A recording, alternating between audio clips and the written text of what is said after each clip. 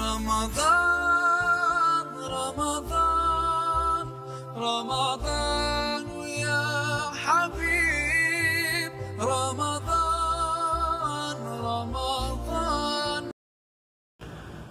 نحمده ونصلي على رسوله الكريم أما بعد فأعوذ بالله من الشيطان الرجيم بسم الله الرحمن الرحيم. يا أيها الذين آمنوا كتب عليكم الصيام كما كتب على الذين من قبلكم لعلكم تتقون. صدق اللہ مولانا العظیم. محترم بزرگوں اور دوستو، اللہ رب العزت کا خاص فضل ہے، کرم ہے کہ اللہ رب العزت نے ہماری زندگی میں ہمیں ایک بار پھر یہ بابرکت مہینہ، فضیلت والا مہینہ، رمضان المبارک کا مہینہ ہمیں نصیب فرمایا. اس پر اللہ کا جتنا شکر ادا کیا جائے کم ہے.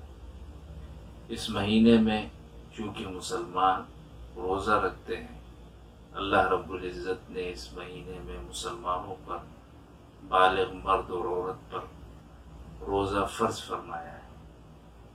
اور اس روزے کو جب رکھا جاتا ہے تو اس میں سحری کا اہتمام کیا جاتا ہے. اسی سحری کے حوالے سے چند باتیں آپ حضرات کو عرض کرنی ہے. پہلی بات یہ ہے کہ جب ہم رات کے آخری حصے میں صبح صادق سے پہلے جو کھانا کھاتے ہیں، اس کھانے کو عربی زبان میں سحور کہتے ہیں اور ہمارے ہاں اس کو سحری کہتے ہیں.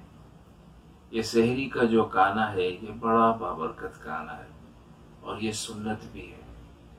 رسول کریم صلی اللہ علیہ وسلم نے ارشاد فرمایا کہ تصحروا فإن فی السحور برکت، کہ تم سحری کیا کرو اس لیے کہ سحری میں برکت ہے. تو سحری جب تم کرتے ہو یہ بڑا بابرکت کھانا ہے. یہ کھانا تمہارے پیٹ میں جب جائے گا تو خیر اور برکات لے کر جائے گا، اور جو تم روزہ رکھ رہے ہو تو تمہارے روزے میں یہ تمہارے لیے ممد اور مددگار ثابت ہوگا. ایک اور روایت ہے جس میں رسول کریم صلی اللہ علیہ وسلم نے ارشاد فرمایا کہ فَإِنَّ اللَّهَ وَمَلَائِكَتَهُ يُصَلُّونَ عَلَى الْمُتَصَحِّرِينَ، کہ اللہ تعالیٰ جو ہے رحمت نازل فرماتے ہیں سحری کرنے والوں پر، اور اللہ کے فرشتے وہ سحری کھانے والوں کے لیے رحمت کی دعائیں کرتے ہیں. آپ سحری کا کھانا کھائیں گے تو آپ سحری کا کھانا کھا رہے ہوتے ہیں، اللہ تعالیٰ آپ پر رحمت برساتا ہے. آپ سحری کا کھانا کھا رہے ہوتے ہیں، اللہ کے فرشتے آپ کے لیے رحمت کی دعائیں کرتے ہیں. تو سحری کا اہتمام کرنا چاہیے، یہ بڑا بابرکت کھانا ہے. بعض لوگ ایسے ہوتے ہیں کہ ان کی طبیعت نہیں لگتی، سحری کے وقت وہ کھانا نہیں کھاتے، تو انہیں بھی چاہیے کہ سحری کا تو یہ مطلب نہیں کہ آپ پیٹ بھر کر کھانا کھائیں. اگر تھوڑا سا کھانا بھی کھا لے سحری کی نیت سے تو برکت آپ کو بھی حاصل ہو جائے گی اور یہ سنت بھی ادا ہوگی. تو کوئی ایک گلاس دودھ پی لے، ایک کھجور کھا لے، کم از کم ایک گلاس پانی پی لے، تو یہ سحری کی برکت سے کوئی محروم نہ ہو اور یہ سنت جو ہے ادا کرے. سحری کے حوالے سے یہ مسئلہ بھی عرض کرنا ہے کہ سحری کا وقت کب تک ہے اور روزے کا وقت کب سے شروع ہوتا ہے. سحری کا وقت جو ہے وہ صبح صادق سے پہلے تک ہے. جیسے ہی صبح صادق ہوتی ہے تو اب روزے کا وقت شروع ہو گیا، اب کھانے پینے کا وقت نہیں ہے، اب کھانے پینے سے رک جائے. صبح صادق سے پہلے جو ہے کھانے پینے کا وقت ہے. بعض لوگوں کو یہ مغالطہ ہے، وہ یہ سمجھتے ہیں کہ جب تک فجر کی اذان ہو رہی ہے تب تک جو ہے کھا پی سکتے ہیں. یہ غلط ہے. اگر کسی نے فجر کی اذان کے وقت کھایا پیا تو اس کو روزہ شمار ہی نہیں ہوگا، اس کا روزہ فاسد ہو جائے گا، اس لیے کہ اس نے سحری کے وقت کے بعد کھایا ہے. فجر کی اذان وہ نماز کے لیے دی جاتی ہے، اس کا روزے سے کوئی تعلق نہیں ہے. اور فجر کی اذان تب دی جاتی ہے جب کھانے پینے کا وقت بند ہو جاتا ہے. مثال کے طور پر ہمارے ہاں 5 بجے جو ہے صبح صادق ہوتی ہے. اب 5 بجے سے پہلے کھا پی سکتے ہیں، تو اگر کسی نے 5 بجے کے بعد کھایا تو اس کا روزہ شمار نہیں ہوگا۔ اور اذان جو ہے وہ 5 بجے کے بعد دی جاتی ہے، 5 بجے سے پہلے اذان نہیں دی جا سکتی۔ اگر 5 بجے سے پہلے اذان دے دی جائے تو وہ اذان شمار ہی نہیں ہوگی، فجر کی نماز کے لیے پھر دوبارہ اذان دینی پڑے گی۔ تو اس بات کو آپ سمجھ لیں کہ بعض لوگ یہ کھاتے پیتے ہیں، اذان کے وقت ان کا روزہ شمار نہیں ہوگا، وہ روزہ فاسد ہو گیا۔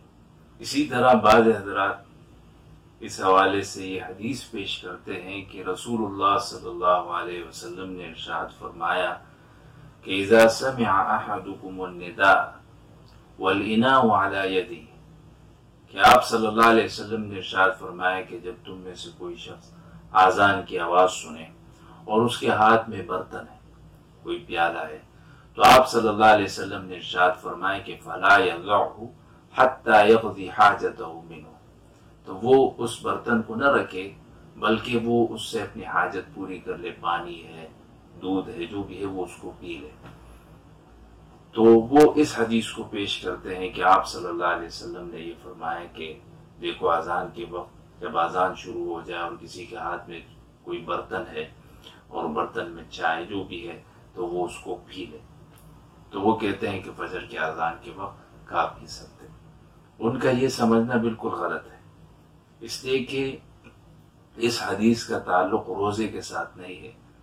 اس حدیث کا تعلق عام طور پر مسلمان جو ہے وہ اذان کا ادب احترام کرتے ہیں، تو اس حدیث کا تعلق عام طور پر ہے کہ رمضان المبارک کے مہینے کے علاوہ اس سے تعلق ہے کہ رمضان المبارک کا مہینہ، اس حدیث میں تو کسی رمضان کا روزے کا تو ذکر نہیں ہے۔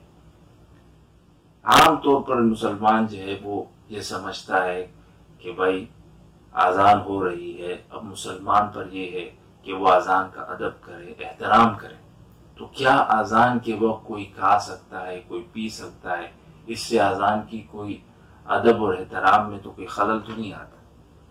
تو اس کو آپ صلی اللہ علیہ وسلم نے اس طرح بیان فرمایا کہ اگر کسی کے ہاتھ میں کوئی برتن ہے، کوئی پیالہ ہے اور اذان کی آواز سن لے تو وہ اذان کے وقت بھی کھا سکتا ہے، پی سکتا ہے، اس سے کوئی بھید بھی نہیں ہے۔ اگر آپ اس حدیث کو روزے کے ساتھ جو ہے جوڑتے ہیں، اس حدیث میں تو فجر کا ذکر ہی نہیں ہے کہ فجر کی اذان ہو، اور نہ اس حدیث میں یہ ہے کہ رمضان مبارک کا مہینہ، نہ روزے کا ذکر ہے، تو پھر اس حدیث کو آپ فجر کی اذان کے ساتھ بھی جوڑیں تو ظہر کی اذان کے ساتھ بھی جوڑیں کہ ظہر کی اذان میں بھی کسی کے ہاتھ میں پیالہ ہے، ظہر کی اذان ہو رہی ہے تو وہ ظہر کے وقت بھی کھا پی سکتا ہے۔ بہرحال یہ ایک مسئلہ، بہت اہم مسئلہ ہے۔ جن جن حضرات کو یہ مسئلہ معلوم ہو وہ سب سے پہلے اپنے جتنے عزیز اقارب ہیں ان کو یہ مسئلہ بتائیں، اس بارے میں بتائیں۔ بہت سے لوگ، میں ہر سال اس مسئلے کو اپنی مسجد میں بیان کرتا ہوں اور میں دیکھتا ہوں کہ بہت سے لوگوں کو پتہ بھی نہیں ہوتا ہے۔ ہمارا یہ فرض بنتا ہے کہ لوگ جب اتنی عبادت کر رہے ہیں، اذان سے جو ہے 5 منٹ جو ہے پہلے آپ صبر کر لیں، 5 منٹ پہلے جو ہے آپ کھانا پینا بند کر لیں سحری کا۔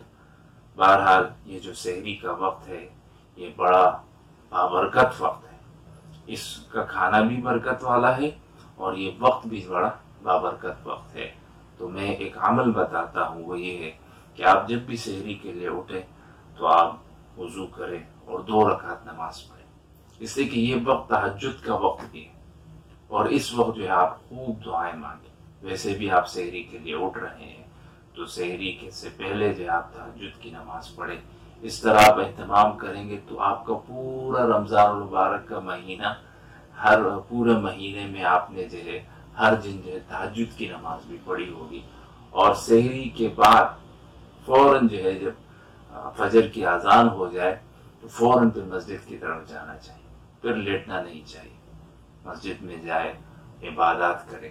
بہت سے حضرات ایسے ہیں کہ سحری تک جاگے ہوتے ہیں اور فجر کی اذان ہوتی ہے پھر سو جاتے ہیں اور فجر کی نماز اس سے چلی جاتی ہے۔ یاد رکھیے روزہ بھی فرض ہے، نماز بھی فرض ہے، اور دونوں فرض ادا کرنے ہیں۔ اللہ رب العزت ہم سب کو عمل کرنے کی توفیق نصیب فرمائے اور یہ رمضان المبارک کا بابرکت مہینہ عبادات کے ساتھ اللہ تعالیٰ ہمیں نصیب فرمائے. وآخر دعوانا الحمدللہ رب العالمین.